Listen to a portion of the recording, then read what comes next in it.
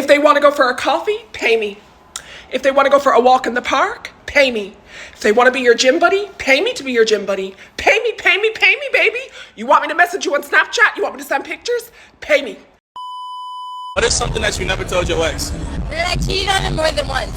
I told him I cheated on him once. I actually cheated on him like 10 times. It's an evil world we live in. Same guy or different guys? Same guy. But we were together for 5 years. Y'all were together for 5 years? 5 years. Why you decided to cheat on him? Because we were together for 5 years. What the f*** you mean?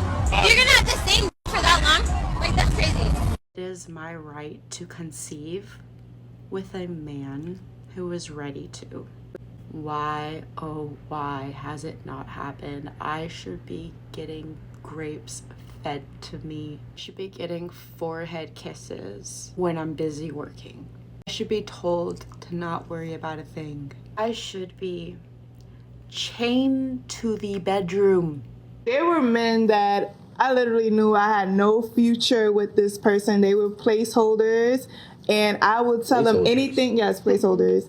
And I would tell them anything to like reel them in, to get them to think that I liked them or cared for them more than I actually did, because it was like an ego boost. Like, to have a guy fiend for you or... I am absolutely convinced that men don't actually want relationships. Like, men want their lives as is. They want to go about their day exactly as it is, do whatever they would normally do, and just want somebody there when it's convenient for them, or, you know, for the things they want to do.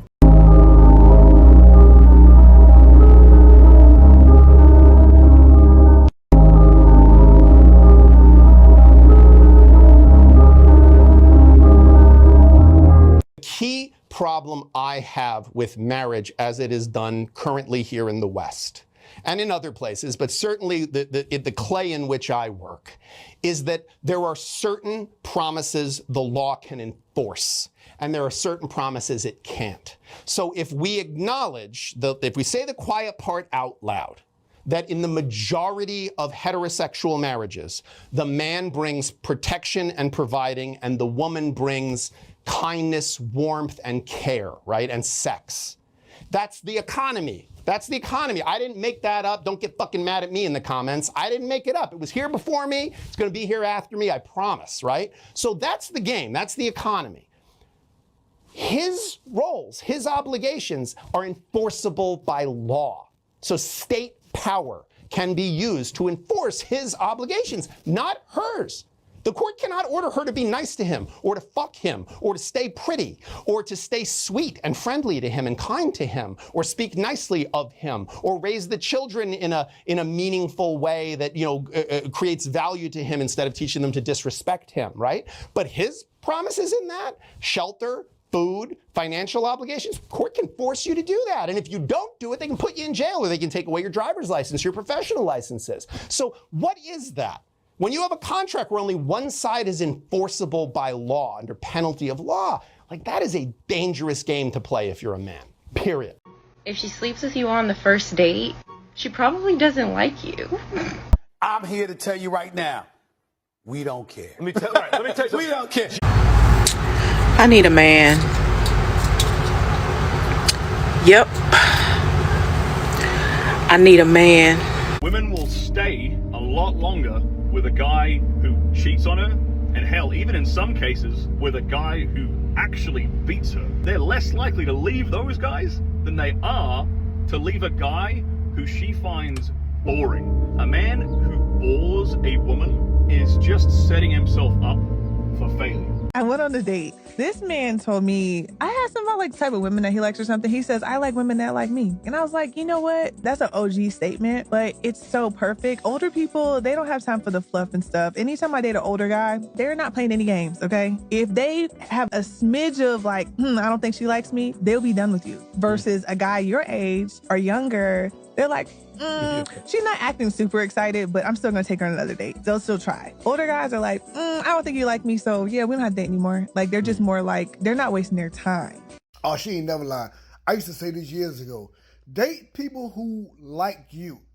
Because you've been trying to date people that you like, and you've been getting it wrong all these years. Finally get somebody that like you. Why? because they gonna show you day in and day out that they like you, that they want to be with you, that they appreciate you. I'm not sure why nobody wants to speak up about this, but I guess I'll be the one to do it. There is a serious shortage of attractive, eligible, mentally stable, emotionally available men.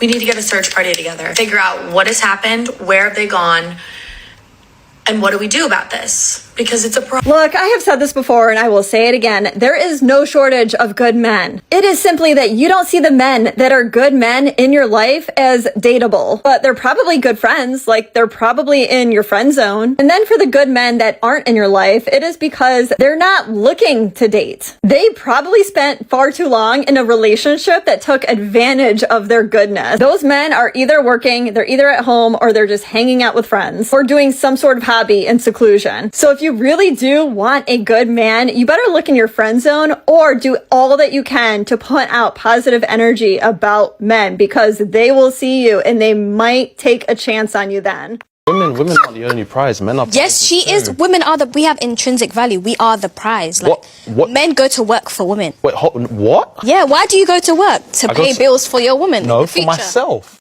I caught her talking to other men, and she won't get out of my car. Now she's crying. So I caught her talking to other dudes. Oh, wow, that must be sad. God, that must be terrible.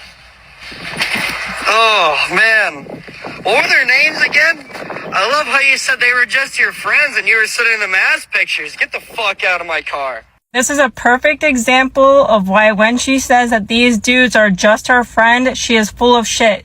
Let me tell you what she means when she says he's just a friend. It means 1, he's the backup plan if something happens. Number 2, it means that they have already hooked up and she's keeping him again on the back burner so her body count doesn't go up if the relationship ends. The other thing that it can mean is that she basically chose you as her second choice. So if that dude becomes available, she's gonna dump your ass. And lastly, what it also means is that they haven't hooked up yet. He still wants to hook up. She's kind of interested in it because she's not really interested in you and you're basically just a placeholder. Stop letting these women tell you that these men are just friends. There is literally no such thing. And for every single person that comes in my comments saying, oh, it's insecurity. No, not with Snapchat nowadays, not with all these hidden messages that you can hide on Facebook.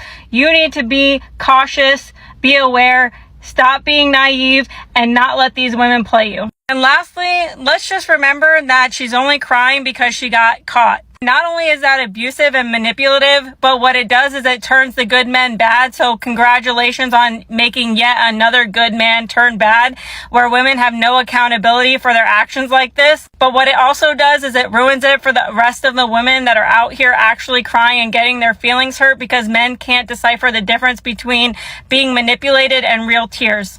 Okay, bye.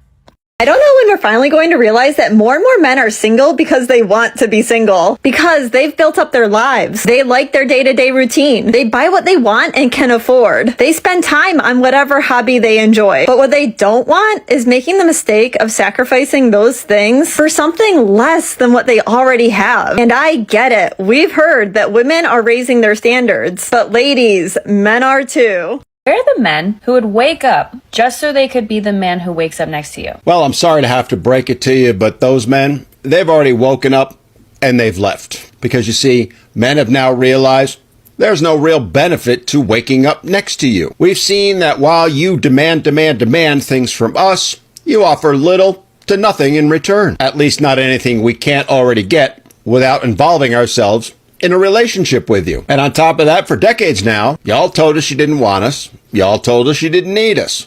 We heard you. And now we're off making a better life for ourselves. One that doesn't involve you. Would we like to have a great relationship? Sure, who wouldn't? But men have finally figured out that the risk simply isn't worth the reward anymore. And now that you guys are figured out that we figured it out, well, now you're wondering, where did all the men go? And then there's this. Like, where are the men who would walk 500 miles? And I would walk 500 miles. Now you know why I was never the lead singer in any of the bands I was in. Anyway, last I knew, they were raking in the royalties still from that song they created 30 years ago that I still can't get out of my head. And then walk another 500 miles for a total of 1,000 just to fall down at your door. No, I'm sorry to disappoint you, but there's no way in hell I'm singing that god-awful song to you. All kidding aside, the point I want to make is that women often want men to meet the expectations of things they hear in songs or see in the movies. As I frequently call it, they're searching for that perfect Disneyland prince, the one that doesn't actually exist, but yet they all think does and that they deserve. Men see it for what it is, an expectation of perfection, something no one can achieve. And knowing that, why would they enter into a relationship with someone who expects that of them? Someone who actually believes a man should walk 500, 1,000, even 1,000,000 miles just to be with them. Men are done playing these silly little games, ladies. Life is not a rom-com or some romantic song. Life is, well, life. And the completely unrealistic expectations that you've all set now, the higher standards, have reached a level of absurdity that men look at it and go, yeah, no more. We're done. Especially when they realize that they're not going to get anything in return, no matter how hard they work to woo you over. Where are they at? Well, to wrap this up, where they're at is sitting home or hanging out with their buds, playing video games, playing guitar, enjoying life. No longer having to deal with the drama, no longer having to deal with the financial drain of expensive dates, only to get ghosted shortly thereafter. No longer dealing with the ridiculous expectations, higher standards that you've all set. Ladies, I'm sorry to tell you, but men didn't create this situation. You did. But men have now seen it for what it is, and they're done and walking away. And the really sad part is, they ain't coming back anytime soon.